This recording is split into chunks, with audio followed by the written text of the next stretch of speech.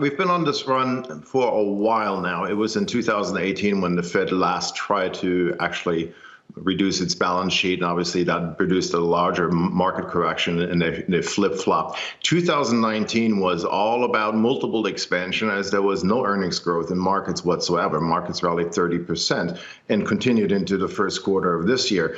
Now, obviously, with the COVID crisis, the Fed went in complete overboard mode. Not only the Fed, but obviously central banks across the globe.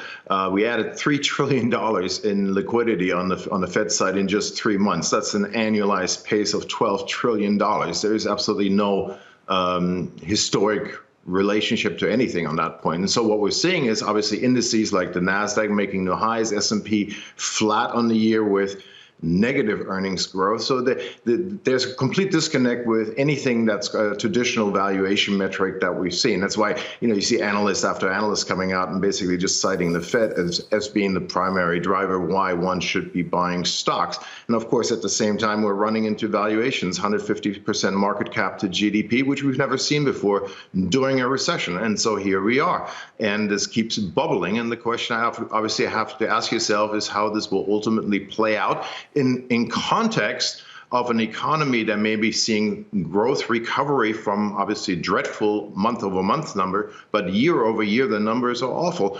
And obviously we have a middle class under pressure as permanent job losses are mounting. Obviously we have jobs coming back, but companies keep making announcements of permanent layoffs. That's not a sign of a V-shaped recovery.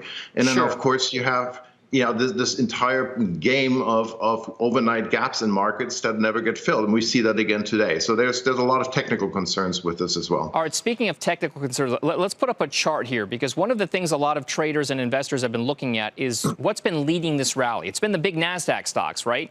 And this is a key chart to watch. The equal weight S&P 500 versus the actual S&P 500, which is market cap weighted. Now, we know that this particular market cap weighted one has been a pretty decent move higher, driven by the mega cap companies, but it hasn't been nearly as positive here for the equal weight. What exactly does that tell you?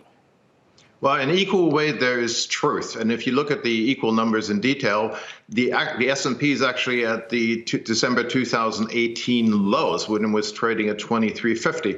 If you compare the larger indices, it's really just tech, and it's specifically 7 stocks that are now almost $7 trillion in market cap. So we've seen this massive bifurcation in this market. Yields are still not confirming this move. Banks are not confirming this move. In fact, if you compare the NASDAQ to the banking index, the NASDAQ's up 18% on the year, whereas the banking index is down 36% on the year. So there's this massive gap in the market, and that highlights that that the real economy is looking a lot weaker than what the S&P and the NASDAQ are indicating.